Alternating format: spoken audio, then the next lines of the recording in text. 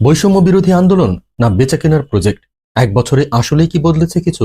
এক বছর আগেও যারা ছিল রাজপথে আমার সোনার বাংলায় বৈষম্যের ঠাঁই নাই স্লোগানে উত্তাল, আজ তারা কোথায়? শেখ হাসিনার দীর্ঘ দুঃশাসনের পতনের এক বছর পূর্ণ হলেও বাস্তবে কি সত্যিই বদলেছে কিছু? 5ই আগস্টের সেই ঐতিহাসিক গণ অভ্যুত্থান, নতুন সরকারের শপথ, মোহাম্মদ ইউনূসের মতো নামী মুখ, কিন্তু রয়ে গেছে পুরনো খোলসে ঢাকা নতুন প্রশাসন। যানজটে আটকে সাধারণ মানুষ, অথচ ভিআইপিদের জন্য খালি রাস্তায় প্রোটোকল।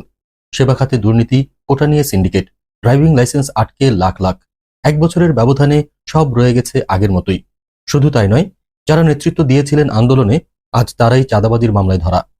কোটা সংস্কার আন্দোলন আজকে শুধুই অর্থ কামানোর প্ল্যাটফর্ম? বিশ্লেষকরা বলছেন, এই নতুন সরকার পুরনো আমলাতন্ত্রেরই উত্তরসূরি। নাম বদলেছে, কিন্তু চরিত্র বদলায়নি এতটুকু।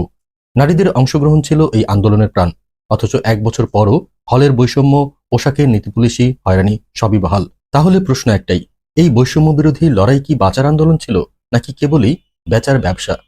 একটা বছর কেটে গেল, কিন্তু নতুন বাংলাদেশ কি শুধুই স্লোগান হয়ে রয়ে গেল?